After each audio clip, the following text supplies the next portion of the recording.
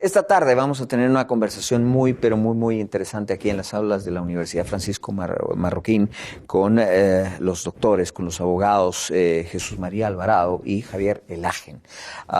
Y esto es un problema muy importante, el constitucionalismo, el futuro del constitucionalismo en América Latina. Yo quisiera empezar con una reflexión.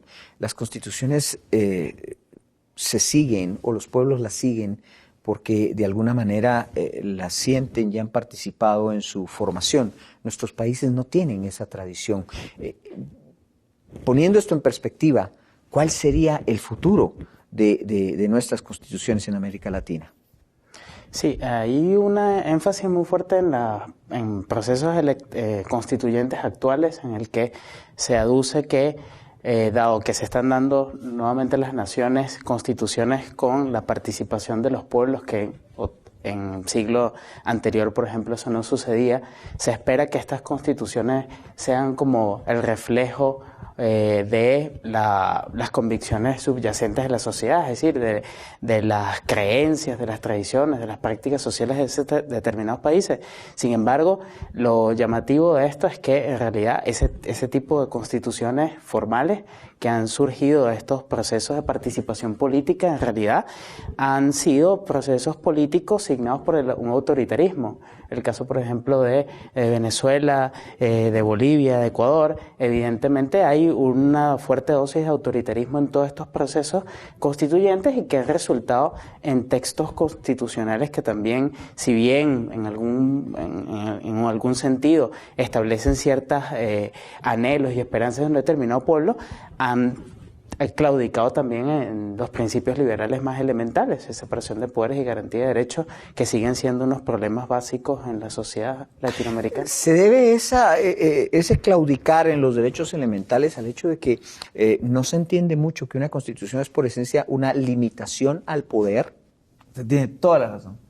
Yo creo que ese es el kit de la cuestión, ese es el principal problema. No se entiende que la Constitución, sea escrita o no, porque Inglaterra hasta hoy no tiene una constitución escrita formal, con parte dogmática, parte orgánica. Son una serie de documentos, desde la Carta de Juan Sin Tierra, el Habeas Corpus Act, el Bill of Rights, que siguen vigentes, son the law of the land, ¿no? Son esos documentos los que hacen esta constitución, que son las limitaciones al ejercicio del poder. Son esos documentos los que dicen hace mucho tiempo ya que la Cámara de los Lores, la Cámara de los Señores, tiene ciertas prerrogativas. Y de ahí, de esa lógica que tanto encomió Montesquieu en su capitulito en el espíritu de las leyes referente a la libertad política de Inglaterra, ahí en esa lógica es donde sale la noción de que poderes equilibrados tienden a proteger esas libertades básicas, los derechos propietarios, el derecho al debido proceso, vienen de esa división, un poco en la tradición inglesa, y que era menos clara en tradiciones como la de los Estados Generales en Francia o de las Cortes en España, pero que tienen esa misma lógica de la separación de poderes. Y esa tradición la que los estadounidenses, y estas cosas se discuten en los papeles federales, en el Federalista, claro, de James Madison y Hamilton, es esa la virtud. La virtud no es el papelito que dice, la virtud es que independientemente si es un acta, si es una constitución, si es una ley, si es una declaración, esas normas tienen carácter constitucional porque tienen en su esencia el de la limitación del ejercicio del poder. Es bajo esa lógica que los federalistas discuten con los antifederalistas. No hay debate ahí en relación a que se quiere un poder limitado. El debate es en relación a cómo se logra mejor ese poder limitado. Si con un Senado, con XY prerrogativas, con una Cámara de Diputados, qué cosas tiene que someter el presidente al Senado, cuál es el rol de la Corte Suprema. Es decir, esa lógica de limitación al poder, como usted bien mencionó en el inicio de su pregunta, es la que muchas veces se carece cuando se discute en términos formales de la Constitución. Y eso es lo que hace que se preste, sea un terreno fértil para que populistas, en nombre de la lógica de la soberanía popular y de la teoría del poder constituyente mal leída, promueven la dictación de constituciones que los propios líderes que las dictan terminan violándolas. Bueno fuera que la constitución que dictó Fidel Castro en los años 70 sea completamente cumplida, o que la constitución que ha dictado Chávez en el 99 sea completamente cumplida.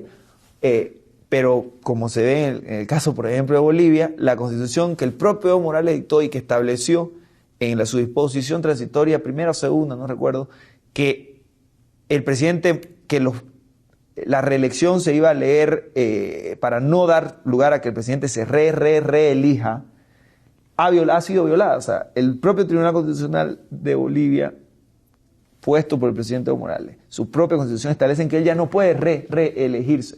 Sin embargo, él, al estilo de Fujimori en los años 90, está violando su propia constitución para lograr esa elección. Entonces, ejemplo claro, lo que decía el profesor, de que no se entiende que la lógica es limitar. Señor Morales, esto es para limitar a usted el ejercicio de poder para que sea verdaderamente el pueblo la democracia. Es que no nace de los pueblos. El problema está en que la mayoría de estos casos, y quiero que comenten esto, son justamente gobernantes que llegan al poder, aprovechando un momento de popularidad, convocan a una constituyente para hacer una constitución no que los limite, sino que les permita hacer lo que ellos quieren hacer. Mientras que cuando hablamos del constitucionalismo norteamericano y hablamos del constitucionalismo inglés, estamos hablando esencialmente de pueblos que dijeron hasta aquí y le dijeron al poder alto. O sea, estamos al revés, ¿no? Sí. Efectivamente, tal y como usted observa y decía el profesor Alhague, la verdad es que la primera pregunta que uno se hace en el constitucionalismo es que siempre el constitucionalismo procuró eliminar un mal. El mal del constitucionalismo auténtico era el poder ilimitado. Había que buscar mecanismos de frenos y de contrapesos para eliminar la arbitrariedad, para que el individuo sea mucho más libre. Es decir, era el sentido de ese constitucionalismo. Mientras que en el caso, por ejemplo, de América Latina, sucede lo que decía un teórico del Estado y de la Constitución, Karl Lowenstein, que cuando decía, bueno, pero es que en América Latina lo primero que hace alguien que detenta el poder en América Latina no es anular la Constitución y reescribirla para colocar la permanencia en el poder. Y esa pareciera ser la regla en estos procesos constituyentes recientes, como se advierte en la pregunta, de manera pertinente, no han salido de los pueblos, han salido de experimentos autoritarios que han visto que la Constitución puede servir como enmascarar las pretensiones de permanencia en el poder. De alguna manera, y esto también es una crítica a la forma en cómo se enseña el derecho, estamos replicando mucho en las facultades de derecho el asunto de que se entiende poco que una constitución no es un asunto meramente formal, que tiene que constar de esto y de aquello, sino que realmente nace de algo que es desorganizado y que va a pretender organizar algo.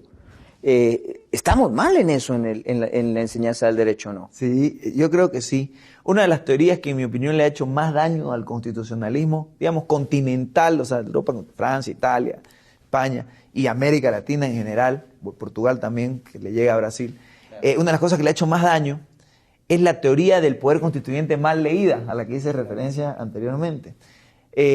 Los profesores un poco pandectistas del siglo XX que han clasificado, ¿no?, en su libro de teoría constitucional, capítulo poder constituyente. Existen dos tipos de poder: el poder constituyente y el poder constituido. El poder constituyente es originario, el poder constituido es limitado. Entonces, bajo esa lógica llega Evo Morales, Chávez, o el profesor de Derecho Constitucional que asesora a Evo Morales Chávez, y dice, no importa, presidente, usted llame al poder constituyente originario y el poder constituyente va a redactar la nueva Constitución. Y eso ha ocurrido desde el comienzo del periodo republicano de América Latina. Cuando yo estudié Derecho en Bolivia, Bolivia tenía 11 constituciones formales dictadas en menos de 200 años de vida republicana y 17 reformas constitucionales, ¿no? Entonces, no es que Evo Morales está descubriendo la pólvora en eso de andar llamando a asambleas constituyentes o de convertir un congreso en congreso constituyente para abolir los límites. Ahora, ¿por qué digo que está mal leída? Porque si uno lee el libro ¿Qué es el tercer estado?, de el abate Sieyès, y ve el contexto en el que él produce la teoría esta del poder constituyente, es un contexto muy, muy, muy interesante. Él se da cuenta de que esta asamblea revolucionaria que está proyectando dictar una constitución, teóricamente, si uno lee solamente a Rousseau y a la lógica de la voluntad soberana y que el poder se ejerce a través, el poder reside en el pueblo y este pueblo está representado en esta asamblea hoy, conformada por todos comunes, por el tercer estado, no hay ningún privilegiado, pero esta asamblea. Él dice, esto no obsta de que mañana va a venir otra asamblea y va a decir, tengo el poder de, como tengo la soberanía que reside en el pueblo y yo soy el pueblo, la cambio, pues, y la vuelvo a cambiar y la vuelvo a cambiar. En la lógica rousseauiana de que el pueblo es infalible y la voluntad general, la voluntad popular, la voluntad general es infalible, ilimitada, etc. Bajo esa lógica, Sieyès, que era un liberal clásico, que se daba cuenta de esta importancia, que es en gran medida quien importa las ideas de Jefferson, de los Bills of Rights y de las colonias americanas y Bills of Rights, y que juega un rol fundamental en que se dicte la Declaración de los Derechos del Hombre y del Ciudadano, esta persona que entiende la importancia de la protección de las libertades y de que el poder esté direccionado a eso, inventa esta teoría para lo siguiente. Dice, esta asamblea es originaria, por primera vez se está dedicando, y está en ejercicio del poder constituyente, dice. Pero de aquí para adelante no hay más poder constituyente. Señores, no hay más poder constituyente. De aquí para adelante, la asamblea que se siente aquí es poder constituido, como lo es el Poder Judicial y como lo es el presidente. Entonces, a partir de hoy, señores, en Francia se protegen los derechos y libertades fundamentales y el poder se ejerce de manera limitada. Esa era la intención de su teoría del poder constituyente. No era que después venga un constitucionalista y diga, hay dos posibilidades, constituyente y constituido. Si usted quiere reformar todo, llame al constituyente. Si no, actúe nomás con el constituyente. Y esa es la que hemos tomado. Ahora, ¿qué futuro? ¿Qué futuro tiene el constitucionalismo en América Latina? Si tomamos en cuenta, a ver, ¿los pueblos necesitan sufrir para que pase esto? La evolución del constitucionalismo inglés, claramente descrita por usted, profesor, pues nos describe algo que sucedió durante muchísimos siglos y muchísimo sufrimiento y muchísima sangre. Lo que sucedió en Estados Unidos de América, bueno, eso es algo que no tiene un marco de referencia histórico en ningún otro lugar. Nuestros pueblos no están en esa situación. ¿Qué entonces nos espera? Yo creo que habría que retrotraernos a la pregunta que formulaba hace un momento. Es decir, hay un abismo entre el ser y el deber ser. O sea, el deber ser de las constituciones, que muchas de ellas están copiadas en buena parte de los textos de las constituciones auténticas de la tradición del constitucionalismo americano, el constitucionalismo francés, y sobre ello además se han hecho en América Latina una simbiosis de las dos, que no es lo más ideal, y un ser que, digamos en este caso de la sociedad, que está por prácticas sociales históricas tan alejadas de ese ideal político del constitucionalismo, que ha hecho que las constituciones sean declaradas muchas veces como constituciones postizas, poesías, que no tienen nada que ver con la realidad.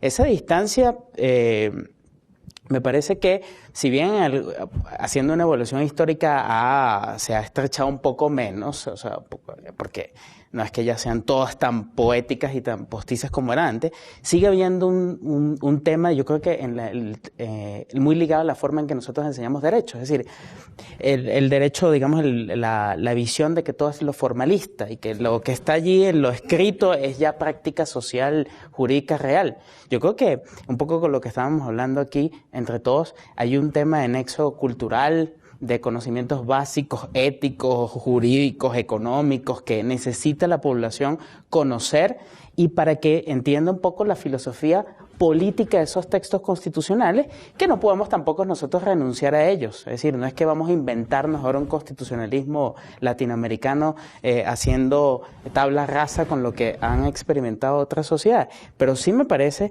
que el gran reto que tiene el constitucionalismo latinoamericano es primero ser constitucionalismo, es decir, que haya forma que limiten los poderes del gobierno, y en segundo lugar, que las sociedades estén más cercanas a las nociones básicas sobre lo que es el derecho. Por ejemplo, nuestras sociedades ven el derecho como algo lejano. Eso le pertenece solamente a los abogados. Las nociones mínimas de economía son alejadas completamente del grueso de la población. Eso le pertenece a los economistas.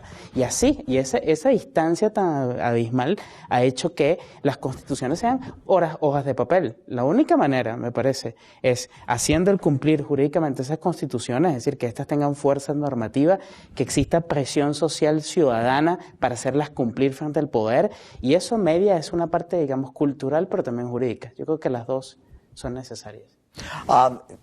y siempre siguiendo el hilo de eso, la historia está terrible, se nos pinta terrible entonces, porque cómo América Latina puede llegar a las nociones básicas de un constitucionalismo del que hablamos, que es por esencia, una constitución no es para dar cosas, una constitución es simplemente para quitar potestad a quien ejerce el poder, y eso no se comprende, y estos países lo comprendieron a base de revoluciones, sufrimiento y muchas cosas.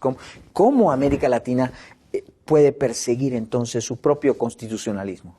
Mire, yo creo que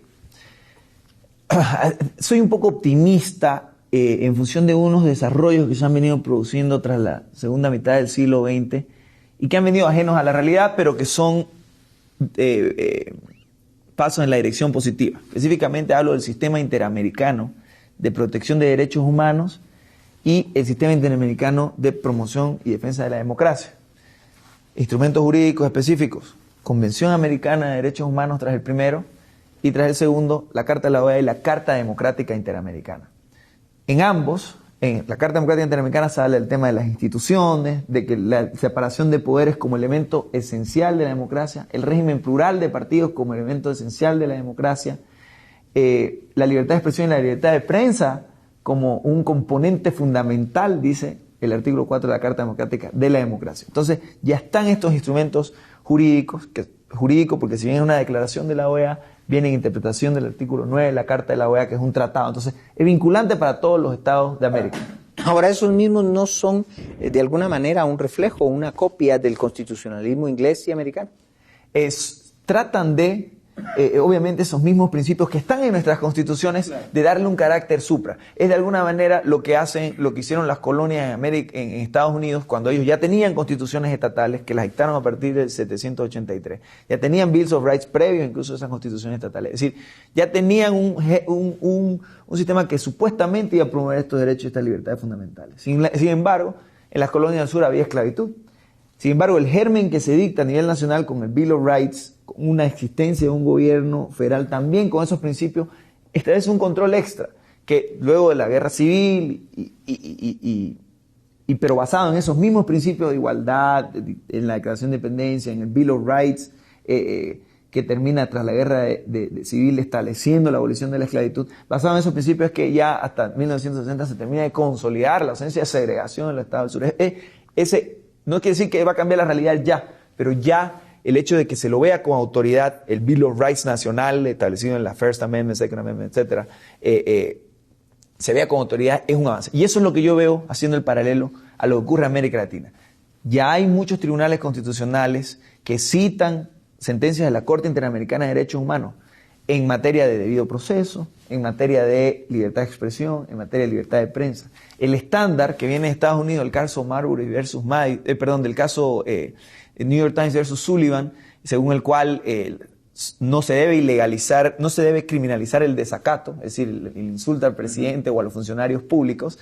Ese estándar ya ha venido a través de la Comisión y la Corte Interamericana de Derechos Humanos a convertirse en el estándar interamericano de derechos humanos, y de esa manera, de alguna manera, se pone un norte a que los constitucionalismos, por más avivados que sean los presidentes latinoamericanos y a través de sus códigos penales persiguen estas cosas, están violando ya el derecho internacional. Eso provoca que un presidente autoritario como Hugo Chávez tenga que salirse del sistema interamericano. Él denunció la Convención Americana de Derechos Humanos.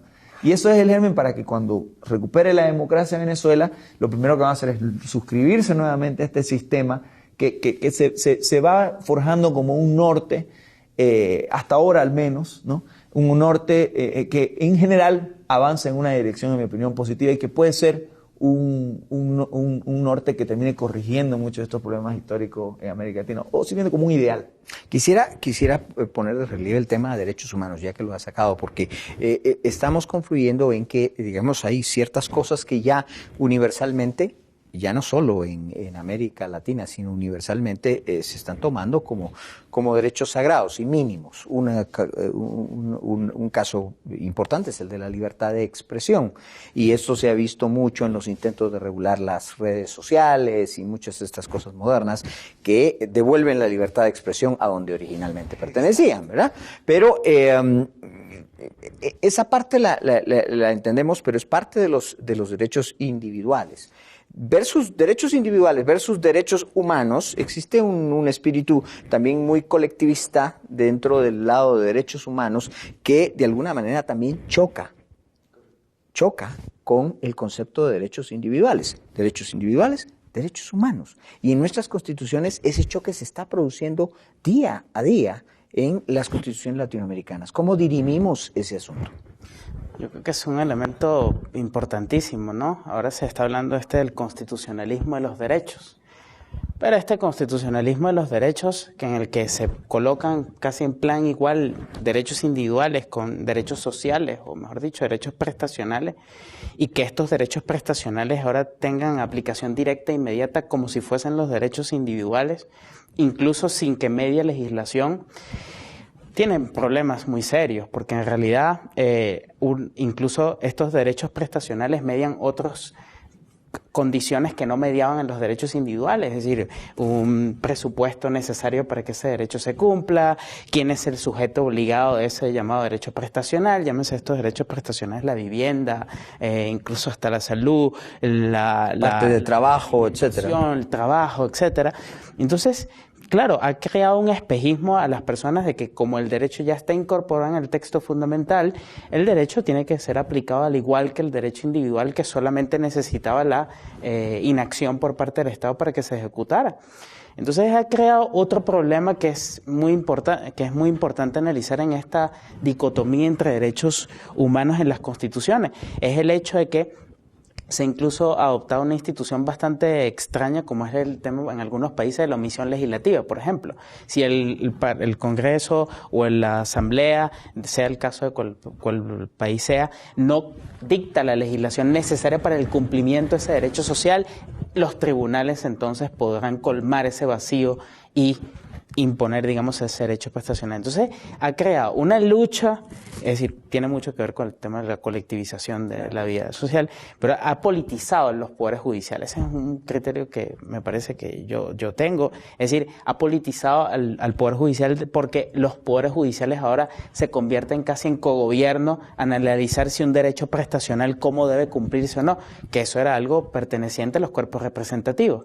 Y en segundo lugar, ha creado el espejismo de que en Latinoamérica, de que las constituciones tienen que tener 400, 500, 600 artículos y todos los deseos y anhelos y necesidades que tiene el ser humano tienen que estar allí, y como están allí en esos textos, ergo son realizables. Y lo que está ahí entonces no se respeta también, porque que además es un asunto peligroso, porque es imposible enumerar todo tipo de situaciones, el derecho le es imposible en general.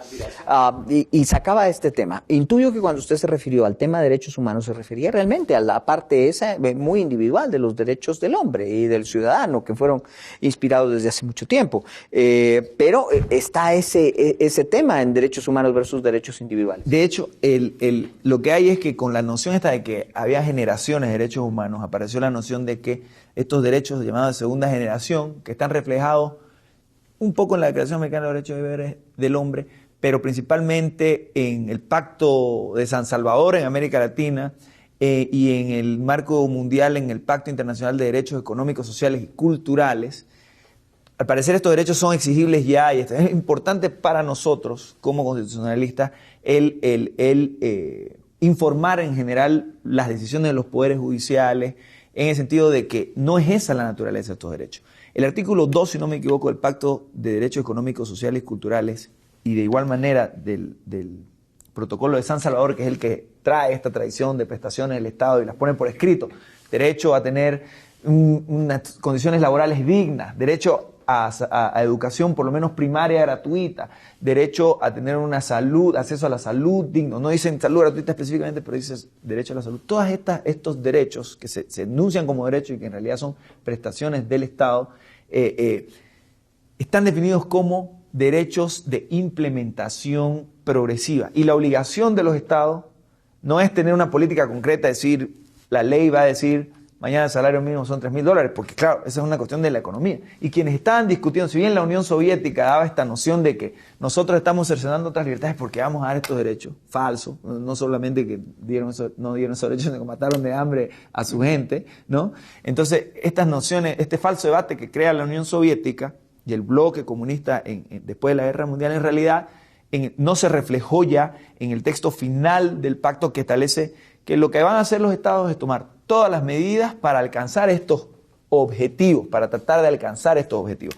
Pero la discusión de qué medidas concretas se tienen que tomar para alcanzar los objetivos de mejor salud, mejor educación, prosperidad económica en las sociedades, acercarse lo más posible al pleno empleo, estas medidas pasan claramente por unas buenas políticas económicas. Y ahí vale lo mismo leer a Thomas Sowell, que por ejemplo propone, y Milton Friedman, que proponen que las leyes de salario mínimo son perniciosas para el empleo, por tanto para los pobres desempleados.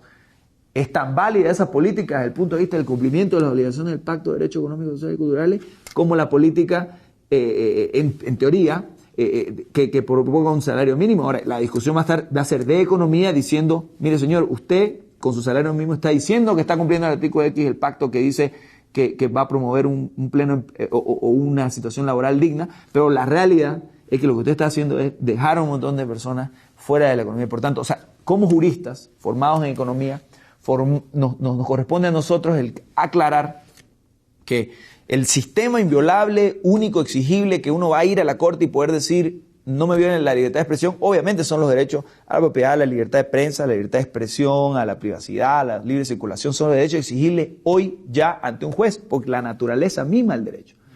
Pero ni en Estados Unidos, ni en ninguna parte, ni en los países más ricos del mundo, ni en Cuba, ni en los países más pobres, paupérrimos como Cuba, como fue la China de Mao, uno puede ir a un juez y decirle, deme pleno empleo y deme un salario mínimo. Le gustaría tal vez al gobierno y al juez dárselo, pero la economía no funciona así. Entonces, lo que tiene que hacer es que la interpretación de estos ideales, todos queremos sociedades prósperas, donde no hayan pobres, que estos ideales se hagan a través de políticas económicas que de verdad lleven a esos objetivos.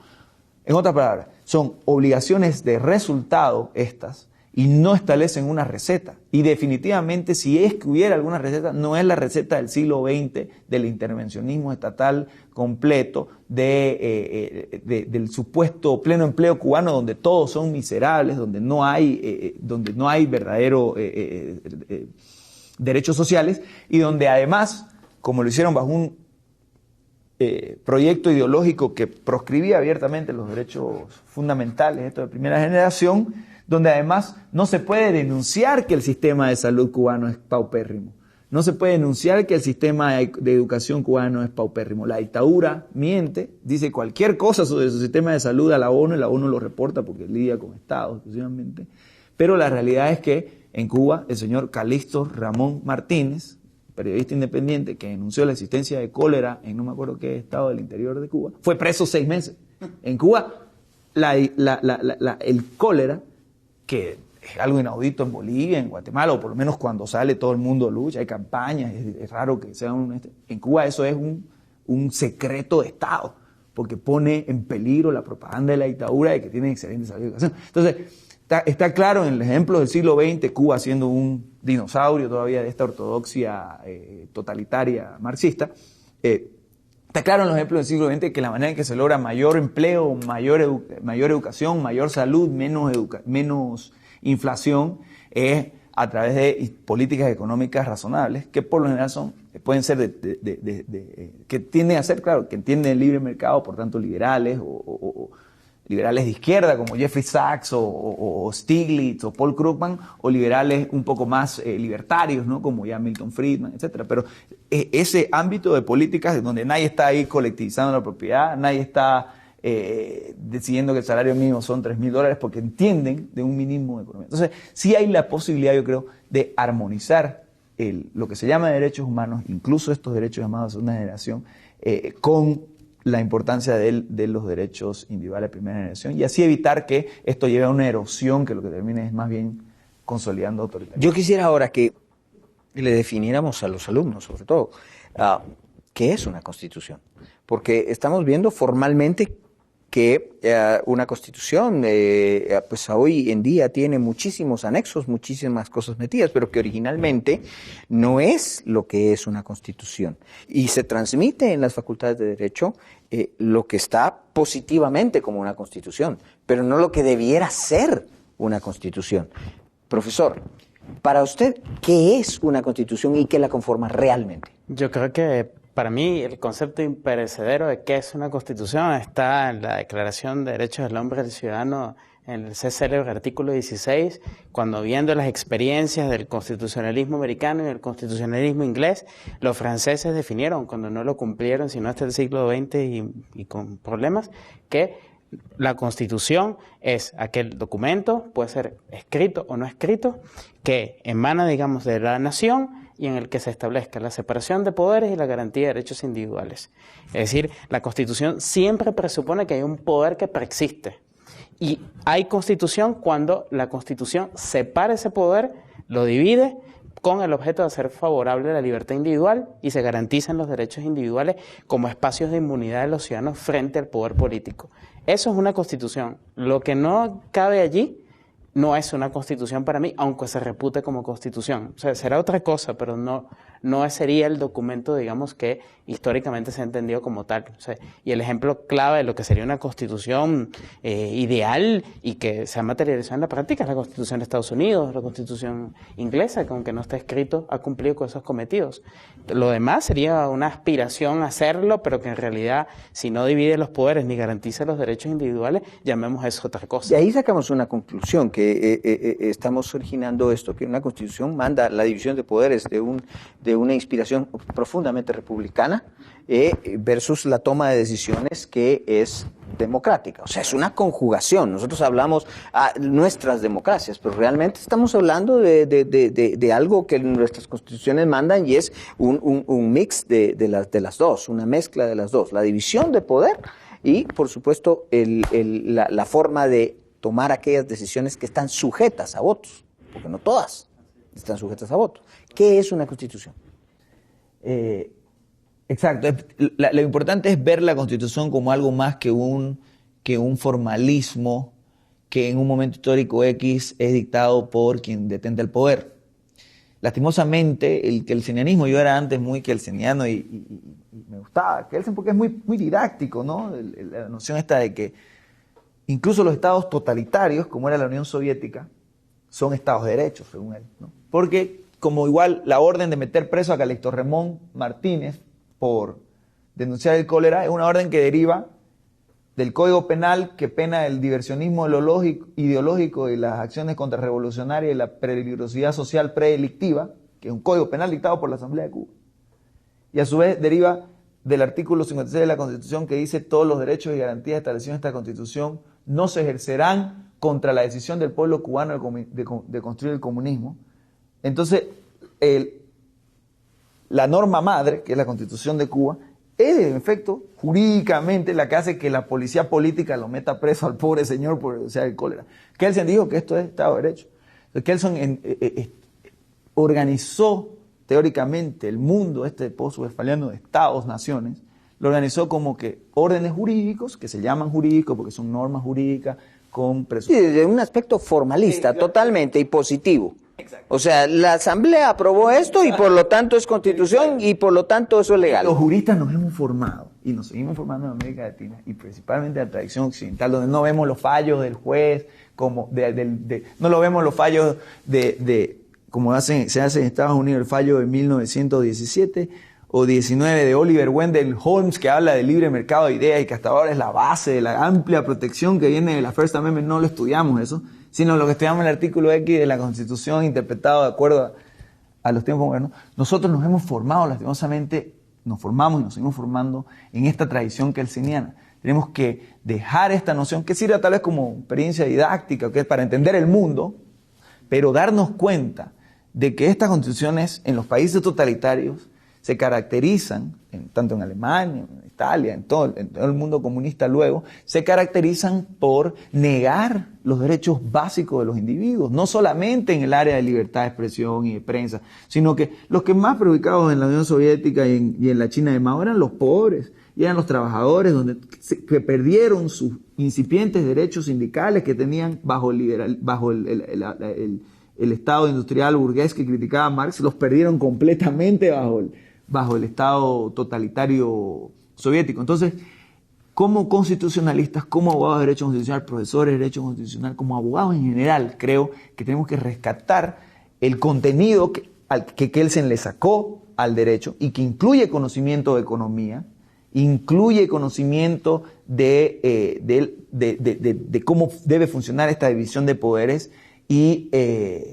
promoción de estas lógicas. Es decir, tenemos que, a su pregunta, ¿qué es la Constitución? La Constitución no es lo de Cuba, la Constitución no es lo que hubo en la Unión Soviética, la Constitución no es lo que hubo bajo Mao. La Constitución es un sistema donde la Constitución te garantiza libertad económica y te garantiza libertad política, para no morirte de hambre a través de la transferencia de las propiedades, tanto internas como externas, con comercio exterior, etcétera, donde te garantiza que no te vas a morir de hambre y donde te garantiza que cualquier demanda que tenga el Estado de vos, quitarte la propiedad, meterte preso porque dice que hiciste no sé qué cosa, cualquiera de esas demandas pase por este procedimiento formal que te garantiza tener un poder judicial, que va a ver tu caso, que vas a tener tu abogado independiente, que va a defender tus derechos. Es decir, que es un sistema con contenido, no es un sistema que porque está en la Constitución que los jueces, en la ley de abogados de Cuba dice que todos los abogados deben actuar inspirados en el ejemplo del comandante Fidel Castro. Eso dice la ley del abogado de la Organización Nacional de Abogados. Entonces, eso que para Kelsen hubiera sido un ejemplo de Estado de Derecho, la realidad es que no es, como Hayek decía, y Hayek era muy crítico de Kelsen, no es eso ya Estado de Derecho. Eso es formalización del totalitarismo a través de reglas verticales que no tienen ningún lugar a la libertad, ¿no? Entonces, rescatar la tradición, y creo que la Marroquín da pasos importantísimos en esa línea, de rescatar el hecho de que el constitucionalismo solo es constitucionalismo y solo es ley y solo es Estado de Derecho cuando tiene un contenido de derechos económicos, de derechos obviamente económicos y de derechos estos civiles básicos, ¿no? Bien, pues muchas gracias, profesores. Les agradecemos muchísimo. Esperamos que sea absorbido perfectamente el contenido de esta plática. Así es que gracias, buenas tardes.